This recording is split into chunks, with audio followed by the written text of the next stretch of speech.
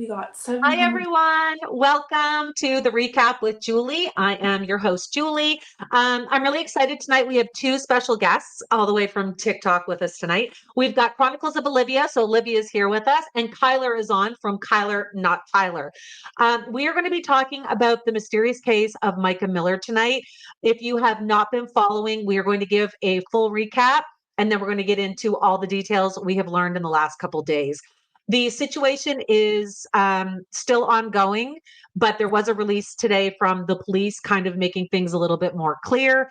Olivia and Kyler have been looking into this case and investigating it. They have a ton of information that they're going to share with us this evening. So here we go. We'll welcome them in. Hi, guys. Hey. Thank, Hello. thank you so much for joining me tonight to chat about this. It's been kind of a topic that's pulling on everyone's heartstrings for the last few days. And I know I went down a huge rabbit hole, and it looks like the two of you did as well. Yeah, it was not my intention at all. We were Yeah. talking earlier about how I kind of just woke up and overnight I am internet famous and how I don't know how to feel about it. It's uncomfortable and weird, but it's important stuff. Yeah. For Micah and for all of the other victims out there of abuse. And unfortunately, this case runs really deep, and there's a lot of moving parts and a lot of puzzle pieces to put together. But Yeah. yeah, it's a lot. It's a lot, and I'm really Yeah.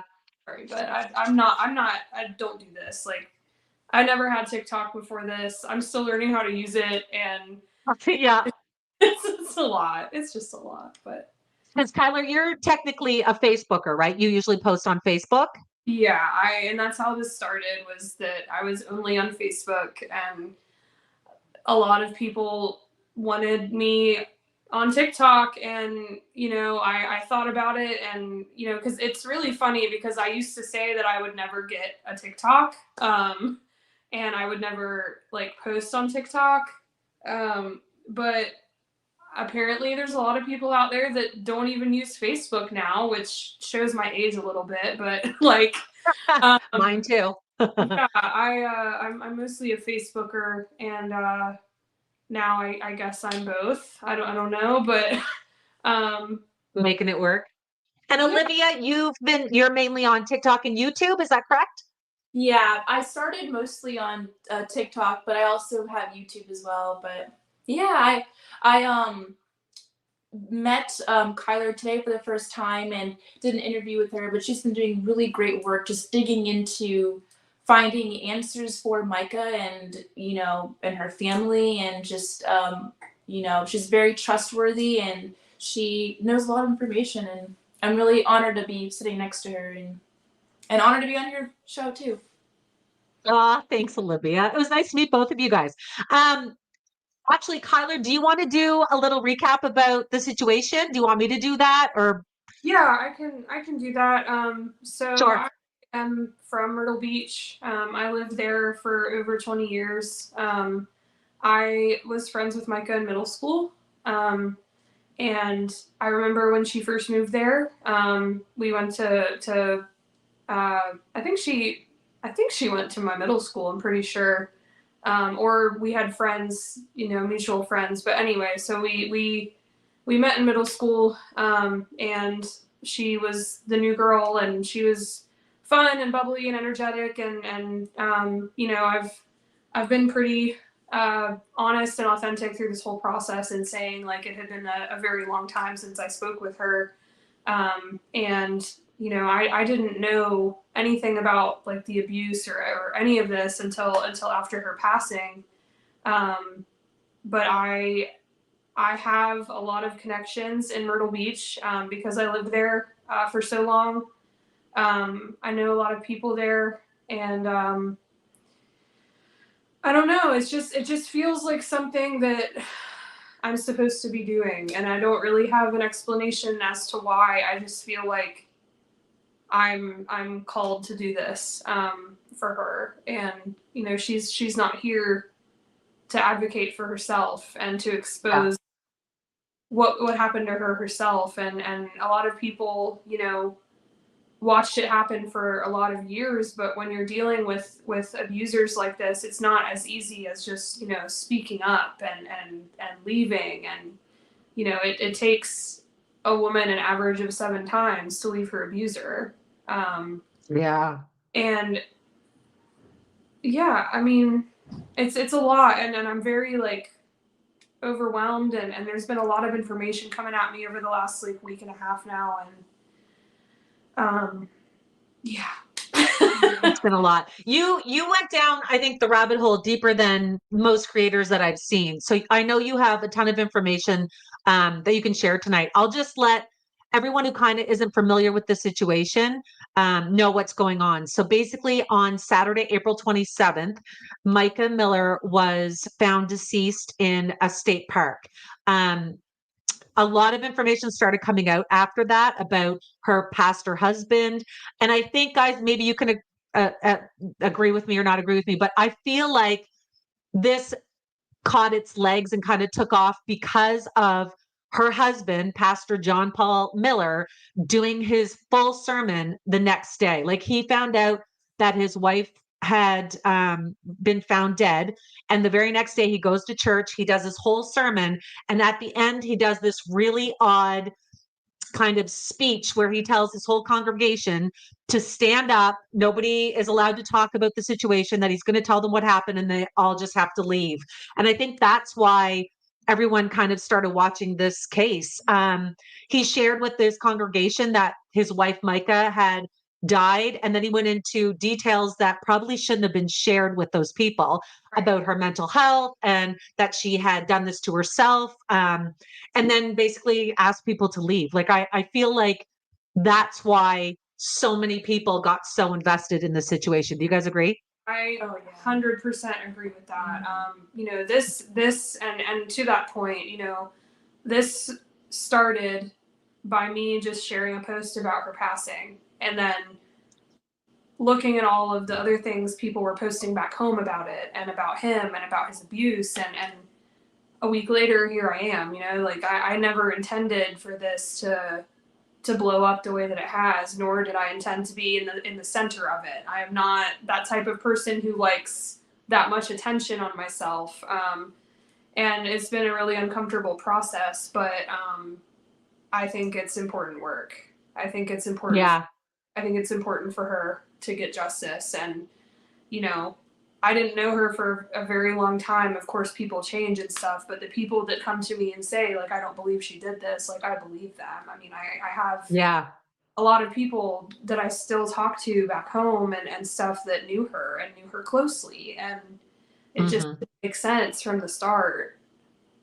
Yeah. So I think right away, everyone started talking about the pastor being involved in her death, and all of this kind of crazy information came out that you've been able to kind of collect and weed through. And a lot of people found out that he allegedly had a mistress. There was crazy stuff with the mistress. And Micah's family was, you know, determined to get justice for this, and get to the bottom of what happened to their sister. And I think that's, again, where all of this came from. And unfortunately, we did find out today through a police statement, a timeline of events, which, in my opinion, kind of don't leave any question to what happened. It does look like, you know, she planned this and ended up taking her own life, whether, you know, she did this because of him or not. They did rule it today as her doing this to herself as a suicide. So I think the whole thing is just so upsetting. She seemed like such a sweet soul for this to kind of happen. And I feel for her family. But do you want to get into kind of some of the information that's been shared with you over the course of the last week or so? Yeah. So the thing about the statement from that county is that Robeson County has history of being extremely corrupt. It is one of the most corrupt counties in the South. Women go missing there or die there all the time, and it's either ruled the same way or it's not investigated properly. It would be the perfect place to do something like this. And there are a lot of the things that I've shared are about this family or about Robeson County and everything are public, and you can go search it yourself. It just takes a lot of digging, and I'm just Yeah. the person that puts the pieces together and posts it for people to see. And I know there's always going to be questions and speculation on, why do I know so much? And a lot of it is public record, but a lot of it is also like I know a lot of people back home. It's Yeah. Myrtle Beach is not a big town. It's small. Like the local scene, the locals in Myrtle Beach, like the population is not big. It's a everyone knows everyone town. And it's our Horry County is also known for corruption and playing dirty, and it goes back decades. I mean, it's a very big spider web. With lots of moving parts, but half of what I know is because of public record, but half of it is also, my sources are credible, and these are people that I trust and Yeah. trusted for decades. And I went to 3 different schools. I went to 10 different churches my whole life. Like you build relationships and people, and Yeah. I think Especially in congregations.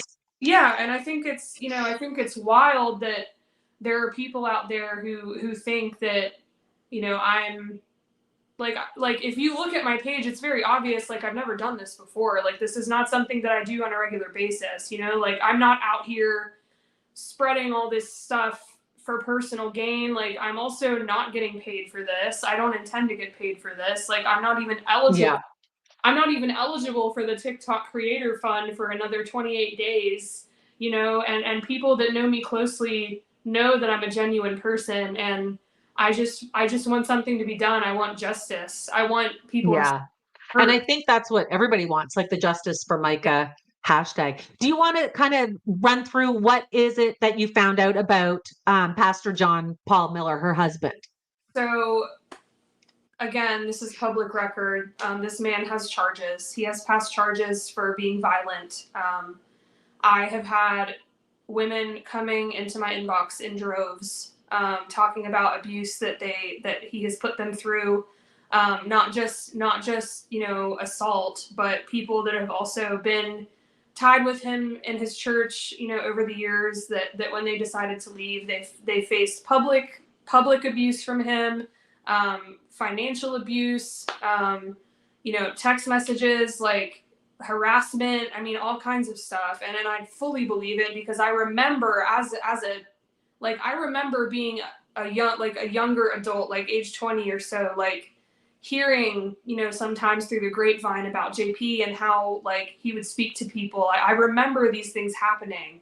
So it's not like it's just coming out now because people just like want to shit talk the guy. Like, no, I mean, this guy did shitty things and now it's being talked about.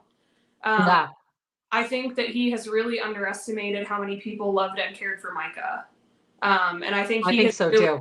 I think he's really underestimated the power of the internet and the power of people coming together and speaking out, and what that can do, what kind of ripple effect that can cause.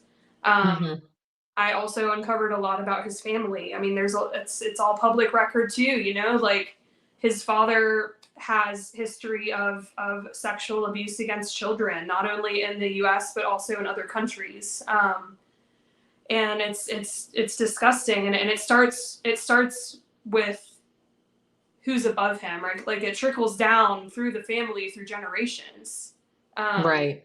And it's about more than just Mica's death now. It's about other victims out there that are speaking out. And Mica herself, before her death, posted videos about abuse. And yes, like she was rebuilding her life and beginning to speak out, and unfortunately now she's not here to speak out, but if she was here, I think she would be. I mean, we've seen that. And just to give a timeline for anyone joining. So it looks like Mica in October of last year filed for divorce. In February, she withdrew that filing. And within days after that, her pastor husband filed for separation, a separation support papers. He then withdrew that, and then she went and filed the same paperwork for separation and support. And this was leading into, I believe it was April, and then she officially filed for divorce. And the papers were served to him according to her family's group text message on, I believe it was the 25th, and then she was found deceased in the state park 2 days later. Yes. And so what have you uncovered about the alleged mistress? A lot. And again, this is, people that have gone to that church or have known him or had dealings with him over the years. First of all, JP has always had someone on the side, always. We saw that unfortunately with his relationship with Mica and how he was married, to his ex-wife, and they were having an affair, and Mica was groomed, and she was one of his victims from a pretty young age. But the mistress, she has at least been involved with him since 2021, at least, if not longer. But to my knowledge, that was going on, when her husband died. And her husband died of, half the internet says it was self-induced, and half the internet says that it was an accident. But again, the parallels in the deaths of both of those people are scarily similar, because this guy was also very vocal about, like spreading positivity and educating kids about drunk driving, and he had a zest for life just like Mica did. And now they're both gone. And what are the odds, that two people that have been having an affair for so long, their spouses are now gone. And when you get down into it, and you get down the rabbit hole, it all makes sense. I mean, every single part of this case makes sense. I mean, if you follow the money, it makes sense. If you follow the behaviors, it makes sense. And a lot of this stuff, like, JP has told on himself over the span of the last few months, and the things that he's preaching about. I don't do this professionally. I don't have any kind of degree in, psychology or anything like that, but I know people that do, and people that don't want to be named, and people that I'm working with closely that are professionals, and most of my information comes from those professionals that cannot be revealed, because I don't post everything that I know, believe it or not. I mean, there's a lot in this brain that I can't say out loud yet. But she's gonna get justice. A lot of these people are gonna get justice, because there are victims still out there that have been silenced, and it's time for that to end. Yeah. Olivia, is there anything that you wanted to share about the situation? Yeah, this is my personal opinion. It's hard for me to accept that she took her own life. She was a mile into this park found, and there's just certain elements that it just doesn't sit right with me. And I just feel like there's a lot more to uncover. And I really appreciate people like Kyler, coming out and sharing information, because that inspires other people that have information and personal stories and experiences with JP and people involved to come forward. Right. And who already are coming forward. It is working. And I think that that's going to be in the next few weeks. We're going to see that of more like exes or people that were victims are going to start coming out, and that's just going to help build more of a case here. And this is reminding me kind of the Murdaugh murders. This is like another Murdaugh situation. I've been hearing that. Yeah.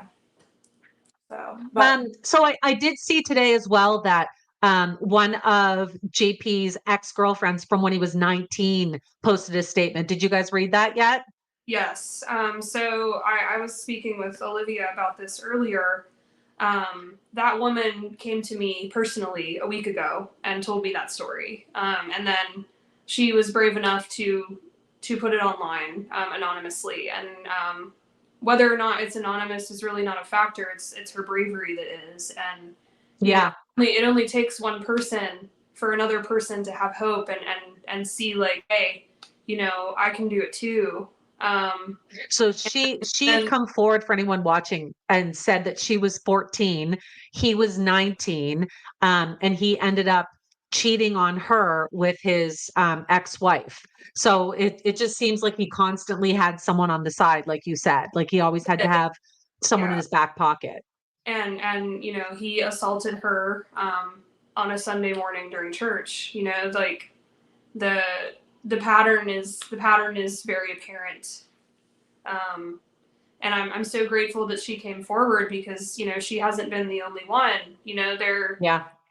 There was another woman this morning that came forward publicly, and these women are so brave, and I know that we're gonna have more, and there are victims attached to this that aren't a victim of JP's, but are victims of his dad and his dad's other associated people, and so actually by request of a couple of people yesterday, I thought about it and ultimately thought it was a really good idea, but I set up an email account for victims to send their stories with this entire family and anyone attached to them, because I've had people come to me about abuse in the Bible colleges and in the other churches as well.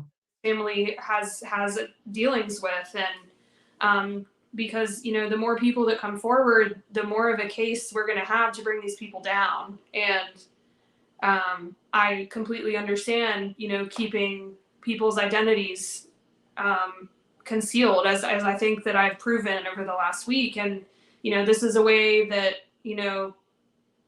ensures that it doesn't get missed, because at this point I have so many messages that I don't want to miss anything. And so I created this email for all of the victims to send their stories, so it's all in one place, and so everyone has a chance to feel heard. Yeah, that's a good way to do it. So I know you have to run because you're heading to school tonight, but I so appreciate you coming on and chatting with us. Yeah, absolutely. Thanks for having me, and I hope that people continue to share and just get the word out, because he can't hide forever. The whole family. I mean, they can't hide forever. Yeah. Well, it was nice meeting you, and hopefully we can chat again. Nice meeting you. Thanks for having us on. Thanks, girls. All right. Guys, I just wanted to do a bit of a recap. I wanted Kyler and Olivia's kind of opinion and input. But just for anyone that has been following the case and isn't as familiar with some of the aspects of it, I just wanted to kind of go through some of it. Like I said, this all took place on the Saturday, April 27th, when Mica was found. The 911 call was released today, and it's heartbreaking. It's Mica's phone call. And the only reason she was calling 911 is to double check that they would be able to trace her location, because she wanted her family to be able to locate her. She didn't want them worrying. She did tell them on the 911 call what she was up to, that she was about to end her life. And then unfortunately, she hung up the phone call before they could reach her. The officers, of course, immediately went to the park. They located her vehicle there. In the vehicle, they found the weapons case, the gun case, and ammunition. They also found receipts. She had just purchased that weapon and ammunition that day at a pawn shop. They had the receipts from that. They continued searching. They had drones and things like that. An individual came over to them, however, who had been fishing, and let them know that he had actually heard what he believed to be screams and a gunshot, and he had found a bag with Mica's identification in it. This led them to search a different area. And at one point, a 911 call came in again saying they had located a body in the water, and it ended up, unfortunately, being Mica. So everything kind of led back to her, unfortunately, doing this to herself. For what reasons, we don't quite know. I think a lot of people are guessing as to what probably went on, an educated guess based on the situation. But the family was located yesterday. They were brought in and they were told by the medical examiner, the sheriff's office, and the investigators about what had happened and all the information they had. They have so much surveillance video of Mica. They have her at her home around 11 a.m. that morning, leaving around 11:30, going to the pawn shop. It's all on video. Leaving the pawn shop, heading to like a gas station rest stop kind of area, heading down the highway. They have video footage of all of this as it led up to, unfortunately, her death. The thing that stood out to me from the police statement that was released today was the fact that when they found out that she was married to Pastor John Paul Miller and there was some legal situations going on there with the divorce, they ended up contacting him, and he was with another woman at that time. So I know it's being alleged that he has a mistress, but everything seems to point to that he was with someone else. Again, they did file for divorce, or she did file for divorce in October of last year, but then kind of pulled that back, withdrew it. Separation papers were filed in February, divorce papers again in April. So there was lots of issues going on, but rumors is that he was with this woman from 2021. Affidavits came out as well the last couple of days from her siblings. So her sister Sierra wants to be her champion, wants to champion for her sister. She wants to go to probate court with John Paul Miller and make sure that everything that should have been Mica's is given to Mica's family. So she wants to be appointed, basically be in charge of Mica's estate.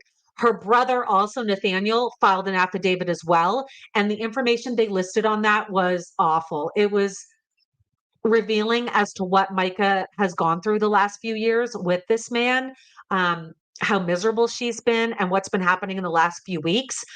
Basically, what was said in her sisters was the fact that they were very close, that she confided in her family. She confided in some of the church congregation as well about what had been happening to her over the last little while. She was scared of her soon-to-be ex-husband. She was basically couch surfing, they said, on friends' couches to stay away from him. In February, it's unclear if he admitted her or if she went voluntarily, but she was in a hospital for mental health issues. While she was in there, he completely cleaned out her apartment and brought it to someone else's apartment, or cleaned out her home, I should say, that he shared with her, and took it to someone's apartment. He said he did this to keep an eye on her. He wanted her to be close. She didn't know about this until she got out of the hospital. And when she found out, she immediately got an attorney and started investigating and gathering more information kind of to give to this attorney. She had been doing this before going into the hospital. And unfortunately, according to her sister, everything that she had gotten, emails, laptop, her purse, her belongings, everything had been wiped out. Everything that she had collected over a certain amount of time was gone. She also didn't have access to her iCloud account, her email, or her Facebook account. And someone was continuing to post, pretending to be her for quite some time. So a lot was going on at that time in her life, and she was terrified. She ended up getting her belongings, getting this lawyer, went to a new church, and basically was laying low. She did post some videos as well about this. You can find them on my account if you haven't watched them yet. But basically, she's just saying that she needed to keep her circle small. She was going through a lot, trying to deal with the situation. And this is unfortunately where it led to. The brother of hers, so Nathaniel, also stated that there was an email. So she had put in numerous police reports over the last couple of weeks about things going on, including having her tires slashed. A tracking device was put on her phone. She thought she was being followed. She thought she was being watched. What ended up happening in one of the police reports was her tire blew again. When she pulled over, she saw something metal sticking out of the tire. When she called the police, they came and they told her it was actually a device that you can buy online to puncture tires. So it wasn't an accident. This was on purpose. She found it in the tire. It was the second time that week. The officer spoke to her. She said the suspect's name, but in the documents, it is redacted for privacy reasons. So we can just guess and allege who the name was. But she did say who she thought it was. The officer then left. She needed to get the tire fixed. She ended up going to a gas station, and the suspect arrived at the gas station and tried to talk to her. She said when she took her phone out to videotape the suspect, they took off. And so she wasn't able to get that on camera.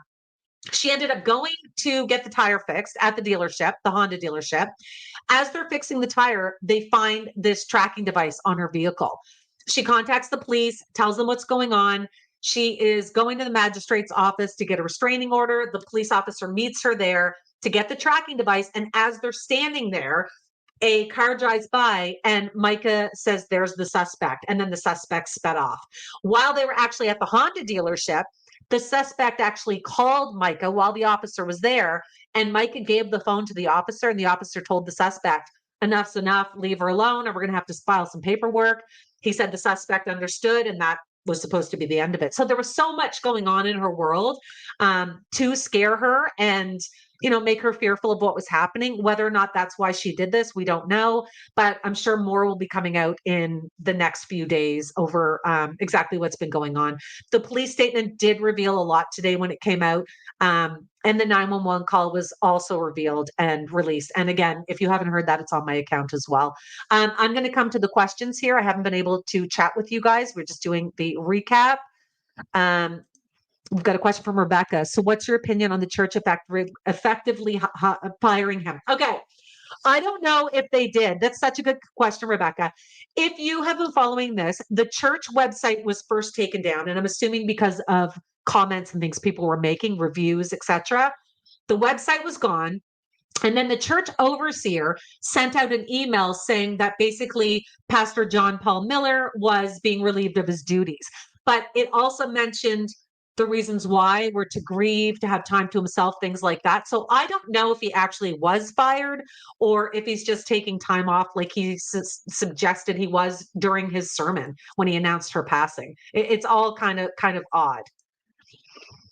IOP says, so he has a history of knowing technology to use against her, like account hacking and pretending to be her. So that phone call can also be a voice transformer on like that I don't believe. I've seen some other comments asking if it was AI or if it was really Mica. The police are the ones that released that. And then some news stations received it. So I don't believe it's AI, but again, we never know. But where the police did release that, I'm hesitant to think it's fake. I'm more apt to believe it's the truth, unfortunately. Crystal says the video on TikTok of the 911 call was removed. Which one, Crystal? Do you mean the one that I posted or just the video in general? I know that TikTok may not like having it up just because it does talk about her taking her own life. So it may be removed because of that, but we'll have to wait and see, I guess. Susie says her stint in the psychiatric hospital didn't red flag her from purchasing a gun. Good question. It is the States. I mean, the gun licenses, unfortunately, are pretty lax. I didn't realize you could go into a pawn shop and purchase a gun in the same day. I kind of thought there was a waiting period. I guess I'm a little naive when it comes to gun shopping, but yeah, it doesn't appear that any of that affected it. Whether that would be on her record or not, I don't know. It's not a criminal record, right? It would be a hospital stay. So I don't know. Not good. Oh, Crystal says the video I posted was removed. I'll appeal it. It's probably because of the content in it, but I'll have to go on and look. Yes, and it is here on my YouTube channel if you wanted to hear it. Megan says, scanners have been using our voices to call banks. They'll call, and when you talk to them, they record your voice. I think, yeah, there's a lot of conspiracy theories around, voice recognition and AI and things, but we'll have to just wait and see. I know people are saying it just doesn't add up. Everything seems odd. I know. And I think the hard part is nobody wanted to believe this is what happened. I think it's so sad if she did take her own life, but nobody also in the same aspect would have wanted her to be murdered either. Like there's just no winning in this situation. Mike is gone, unfortunately. But I think a lot of information is going to be coming out, and hopefully if this pastor did do all of these things and these, things are facts, hopefully he won't be preaching, or running a church anymore, and that his congregation will realize this and, leave, or at least be aware of, what he's about and what's going on. Yeah. Megan just said this is an odd situation. It's so sad. I completely agree. The whole thing is absolutely awful. Awful. Oh, that was a different comment. All right. Well, thank you guys so very much for joining. I know it was kind of a brief recap tonight, but I just wanted to touch base on this situation. I think it's important that it's shared. I think it's extremely important for the church and all its congregation to kind of know what's going on in this situation. I will definitely continue to be covering this and post any updates as they come. So make sure you subscribe, and I will see you guys again. Thank you so much, guys, for hanging out with me tonight, and I will see you again.